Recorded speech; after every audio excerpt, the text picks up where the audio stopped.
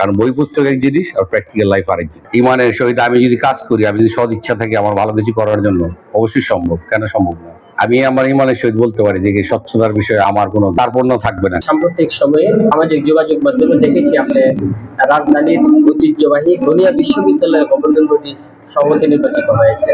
ধনিয়া বিশ্ববিদ্যালয়ের সভাপতি হিসেবে যদি আজকে বলেন।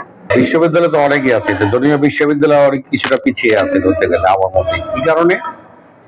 কারিগরি শিক্ষা অনেক প্রয়োজন এদেশে। আমাদের গরিব ছেলে মেয়েরা কারিগরি শিক্ষাটা যদি দিতে পারি এখানে, অনেক কাজে আসবে তাদের। অনেক আছে যারা বেতন দিয়ে কলেজে লেখাপড়া করতে পারে না, তাদেরকে যদি বিনা খরচে যদি আপনি কারিগরি শিক্ষা দিতে পারেন, তাদের কর্মস্থান হতে হবে, তাদের জীবিকা অর্জন হবে। তারপরে মনে করেন যে ইন্টার্নশিপ আমাদের দেশে প্রচলিত আছে, কিন্তু কোথাও সর্বস্তরে কাজ করে না। সেটাকে বাস্তবায়ন করার জন্য যেমন গতকালকে আমাদের মাননীয় প্রধানমন্ত্রীও বলেছে যে ইন্টার্নশিপের বিষয়।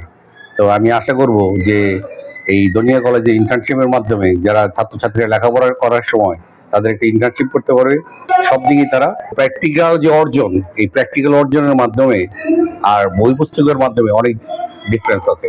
প্র্যাকটিক্যাল অর্জনের মাধ্যমে যে মেধা সৃষ্টি হবে, তার জন্য উদ্বৃত্ত করবে তাকে আরো বুঝতে হবে যে সে পারবে কি না পারবে। সেটা তার প্র্যাকটিক্যাল লাইফের মধ্যে অনেক অনেক ফার ডিফারেন্স। কারণ বই পুস্তক এক জিনিস আর প্র্যাকটিক্যাল লাইফ আরেক জিনিস। আপনি যদি লেখাপড়ার সাথে সাথে প্র্যাকটিক্যালটা যদি তখন থেকে শিখেন, তাহলে কি হবে? আপনার মেধা, আপনার অর্জন আপনি আরো ভালো করে কাজে লাগাতে পারবেন। আমরা শুনেছি যে শিক্ষা প্রতিষ্ঠানগুলিতে রাজনৈতিকভাবে বিভিন্ন পদ পদবিতে বসে ম্যানেজিং কমিটিতে, এতে করে শিক্ষা প্রতিষ্ঠানগুলো দুর্নীতির অভয়ারণ্যে পরিণত হয়েছিল। এখান থেকে কি বেরিয়ে আসবে? ইনশাল্লাহ বেরিয়ে আসার সম্ভাবনা আছে যদি স্বচ্ছ থাকেন আপনি। আমি যদি নিজে স্বচ্ছ থাকতে চাই, অবশ্যই তাহলে সম্ভব। গভর্নিং বডি আছে, সবাই সম্মিলিত ভাবে, যেখানে স্বচ্ছভাবে আপনি পরিষ্কার যেখানে কি করতেছেন, তাহলে তো অস্বচ্ছতার এখানে প্রয়োজন হয় না। কিন্তু সদ ইচ্ছা, এটা সবই সদ ইচ্ছার উপর নির্ভর করে। ইমানের সহিত আমি যদি কাজ করি, আমি যদি সদ ইচ্ছা থাকি আমার ভালো কিছু করার জন্য, অবশ্যই সম্ভব, কেন সম্ভব না। ধনিয়া বিশ্ববিদ্যালয় কোন অবস্থায় দেখতে চান? আগের যে কমিটি ছিল এগুলাতে কি আসলে দুর্নীতি এরকম কোনো কিছু পেয়েছেন কিনা আপনি?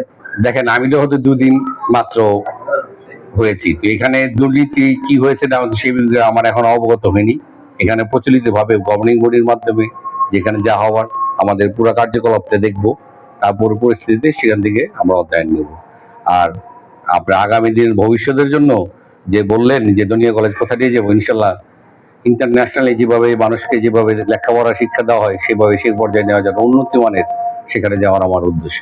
শিক্ষা প্রতিষ্ঠানগুলো বিশেষ করে দুর্নীতিগ্রস্ত হলে শিক্ষার মেরুদণ্ড ভেঙে যায়। আপনার নেতৃত্বে এই যে ধনিয়া বিশ্ববিদ্যালয় গভর্নর বডির সভাপতি হয়েছে, সম্মানিত সভাপতি হিসাবে, আমরা কি বা জনগণ কি বা এইখানে যারা অভিভাবক শিক্ষার্থী রয়েছেন তারা কি আশা করতে পারে যে এখানে স্বচ্ছতা থাকবে আপনার নেতৃত্বে? ইনশাল্লাহ অবশ্যই স্বচ্ছতা থাকবে।